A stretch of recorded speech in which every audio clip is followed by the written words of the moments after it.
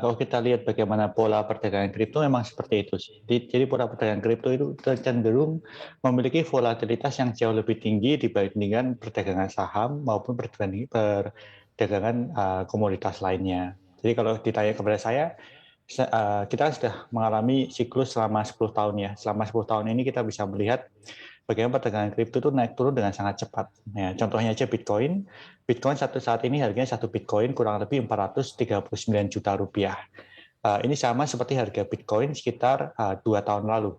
Ya, kalau kita bandingkan dengan 2 tahun lalu harganya masih sama. Tapi kalau kita bandingkan beberapa koin-koin lain yang kecil seperti Luna, memang pergerakan harganya jauh lebih liar.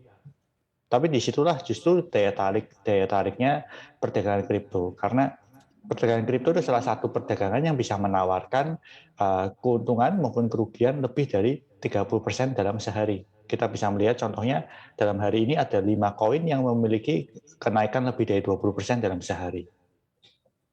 Baik, lalu menurut Anda mungkinkah krisis aset kripto Terra Luna dan Terra USD bisa memberi dampak ke aset kripto lainnya?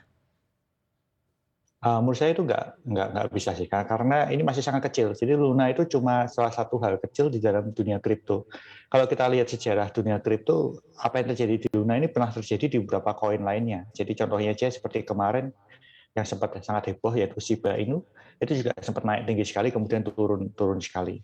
Ya, tapi itu hanya berlaku untuk koin-koin kecil. Tapi kalau untuk koin-koin besar seperti Bitcoin maupun Ethereum, naik turunnya masih nggak sebesar itu. Kayak Bitcoin sendiri, biarpun dikatakan banyak turun, dibandingkan titik tertingginya, Bitcoin itu cuma turun sekitar 50%. Jadi masih tidak terlalu liar dibandingkan koin-koin kecil pada umumnya. Baik, lalu Indodax ini kan merupakan salah satu exchanger di Indonesia. Seperti apa strategi agar pada investor tidak terjebak terhadap token bodong? Makanya kalau kita di Indodax, kita mempunyai sebuah program kita bernama Indodax Academy.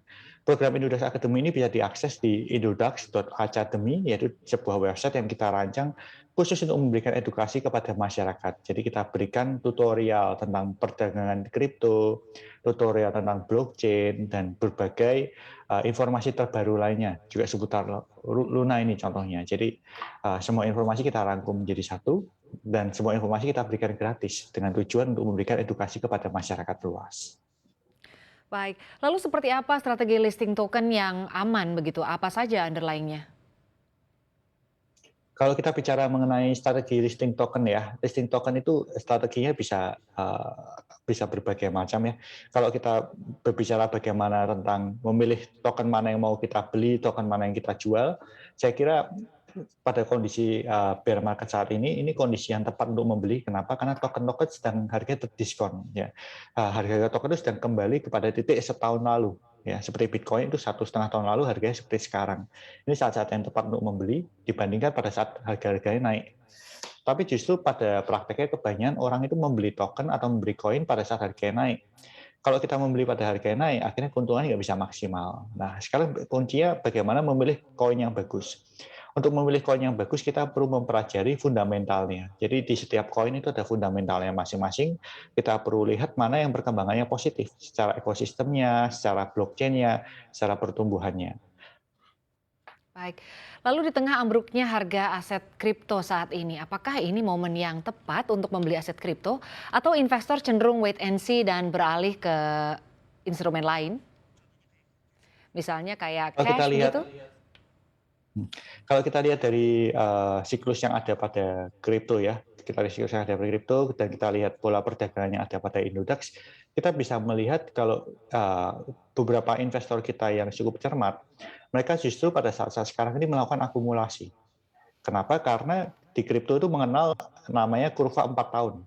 Jadi setiap 4 tahun kripto itu mengalami suatu nilai kenaikan tertinggi. Ya, itu terjadi di tahun 2020, 2021, di tahun 2017-18, dan di tahun 2013. Ya. Jadi setiap 4 tahun kripto itu mengalami kenaikan. Nah, 4 tahun berikutnya kan terjadi di tahun 2024. Atau bisa dikatakan 2023, 2024. Nah, pada saat kalau kita bisa mendapatkan momen-momen tepat pada saat membeli yaitu saat-saat sekarang, nanti tahun 2024 itu ada kemungkinan kita bisa ada potensial kripto mengalami kenaikan. Ya, tapi ini sekali lagi kembali ke resiko orang masing-masing ya. Bukan financial advice, tapi biasanya setiap 4 tahun sekali, kripto itu mengalami lonjakan yang sangat tinggi yang bisa kita manfaatkan untuk mendapatkan capital gain cukup cukup menarik.